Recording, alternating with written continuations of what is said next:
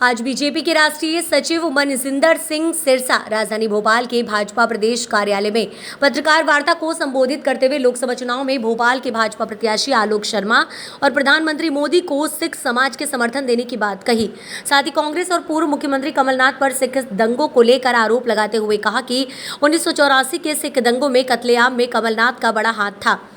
बाकी के लोग भी छिंदवाड़ा के ही थे। बेकसूर सिखों का कत्ल करने वालों के खिलाफ मोदी के नेतृत्व में कार्यवाही हुई थी। तीसरी बार देश के पीएम मोदी जी बनेंगे। आलोक शर्मा ने केवल भारी मार्जिन से जीते, बल्कि सिखों का भी वोट करके उनके साथ लेकर दिल्ली जाएं। एक तरफ मोदी जी जो नेशन फर्स्ट की बात करते हैं, दूसरी तरफ गांधी परिवार है जो राम का नाम भी केवल फायदे के लिए ही लेता है। गांधी परिवार और कांग्रेस तुष्टीकरण की राजनीति और विरासत टैक्स लेने की बात करते हैं। पहले भी मंदिरों से टैक्स लेकर विशेष वर्ग को कांग्रेस दे चुकी है। केवल पंजाब में 1980 से 97 तक कांग्रेस ने 1 लाख से ज्यादा सिखों को मरवाया। इसके अलावा पूर्व प्रधानमंत्री राजीव गांधी पर सिख दंगों को लेकर कई गंभीर आरोप भी लगाए।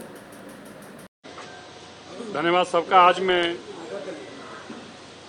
खास तौर पर भोपाल में भारतीय जनता पार्टी के हमारे यहाँ के कैंडिडेट और देश के प्रधानमंत्री नरेंद्र मोदी जी के लिए अपने सारे समाज से, पंजाबी समाज से, सिख समाज से बातचीत करने के लिए और उनको एक तरफा समर्थन मिले जो देश के अंदर मोदी जी ने पूरे समाज के लिए काम किए हैं, देश के लिए काम किए हैं, चाहे अर्थव्यवस्था की बात हो, चाहे वो देश को आगे ले जाने की बात हो, चाहे वो देश के अंदर घर घर तक लाभार्थियों तक लाभ पहुंचाने की बात हो, किसान को किसान निधि पहुंचाने की बात हो, या विशेष तौर में अगर बात करूं पंजाबी और सिखों की बात करूं तो जिस तरीके उन्होंने 1984 के कातलों को, क्योंकि आपके भी एक स्टेट के खास बड़े लीडर जो हैं वो 1984 के सिख कत्लेआम में इन्वॉल्व रहे और उनका बहुत बड़ा हाथ रहा कमलनाथ का, जो गुरुद्वारा रकाबगंज साहब दिल्ली में था, उसके ऊपर हमला करना और 2 बेकसूर सिखों को वहां जिंदा जलाना। मैं आपको यह भी बताऊं, पता नहीं कितने मीडिया के लोगों को जानकारी है, जो उस केस में बाकी के लोग थे वो यहां से छिंदवाड़ा की उन्हीं की कॉन्स्टिट्यूएंसी के थे और दिल्ली में उनका निवास का पता भी उन्हीं के घर का था। ऐसे बेकसूर सिखों का कत्ल करने वाले और उनके ऊपर मुकदमा चलाने का जो मोदी जी ने काम किया, सज्जन कुमार जैसे कातलों को जेल में डालने का काम किया, कमलनाथ जैसों के खिलाफ कार्रवाई करने का काम किया और आज हाई कोर्ट में उनका केस पेंडिंग है। देश के अंदर यहां इतिहास पढ़ाया जाता था औरंगजेब का, किताबों में इतिहास पढ़ाया जाता था अकबर का, बाबर का। मोदी जी ने तय किया कि उन किताबों में इतिहास पढ़ाया जाएगा गुरु तेग बहादुर जी का, साहिबजादा बाबा जोरावर सिंह और बाबा फतेह सिंह जी का। ये देश गुरुओं का है, पीरों फकीरों का है, ये देश गुरु नानक जी का है, ये देश उन महान पीर फकीरों का है जिन्होंने इस देश के लिए महान कुर्बानियां दी, ना कि उन लोगों का है जो धाड़वी के रूप में इस देश में आए और अपने निशान छोड़कर चले गए। उनका इतिहास जो हमें किताबों में पढ़ाया जाता था उसको हटाने का काम भी देश के प्रधानमंत्री मोदी जी ने किया है। आज पूरा देश जानता है तीसरी बार देश के प्रधानमंत्री मोदी जी बनेंगे और हम चाहते हैं कि जब भोपाल के कैंडिडेट के रूप में शर्मा जी जीतकर जाएं तो वो खाली बहुत लाखों के मार्जिन से नहीं, बल्कि हमारे समाज की वोट भी एक तरफ उनको मिले।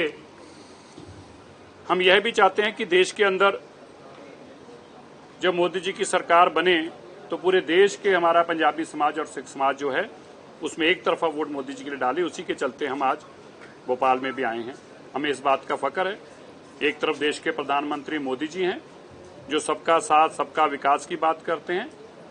जो नेशन फर्स्ट रखते हैं, और दूसरी तरफ लुटेरों का परिवार है गांधी परिवार, जो जरूरत के हिसाब से अपना धर्म बदल लेता है। राम का नाम भी तब जपते हैं, जो पुरानी पिक्चर का एक गाना था, राम राम जपना पराया माल अपना, वो केवल राम का नाम भी, प्रभु नाम का नाम भी तब जपते हैं जब उनको जेबें भरनी होती हैं। तुष्टीकरण की राजनीति करते हैं और हमें इस बात का खेद और बड़ा अफसोस है जिस तरीके उन्होंने विरासती टैक्स लगाने की बात कही और ये कहा। अब आज भी जब हम अपनी माताओं बहनों से बात कर रहे थे तो उनका बड़ा सवाल यही था, ऐसे कैसे कोई कर सकता है? हमारी पूंजी, हमारे सालों की कमाई, और कोई ये कहे कि हम उसमें से आधी ले लेंगे, और लेकर भी आपने देखा खाली कहने की बात नहीं है कि एक विशेष वर्ग को देंगे, दे चुके हैं। कर्नाटका में आपने देखा किस तरीके से वहां की सरकार जो मंदिरों पे टैक्स लगाया उसको खर्चने के लिए एक विशेष वर्ग के ऊपर खर्च कर रही है। इसलिए हम चाहते हैं इस देश का विकास हो, सबका साथ हो, लेकिन जो तुष्टीकरण की राजनीति है, और तुष्टीकरण की राजनीति इस हद तक हो गई है कि आप पे विरासती टैक्स लगाकर आपके आधे पैसे छीन लिए जाएंगे, ये कोई देश का, कोई भी भारत का नागरिक ऐसा ना होने देगा, ना ऐसा हो सकता है। इसलिए हम चाहते हैं कि भारत के प्रधानमंत्री के और हाथ मजबूत हों और भारतीय जनता पार्टी को 7 तारीख को एक तरफा मतदान डालकर यहां से भी,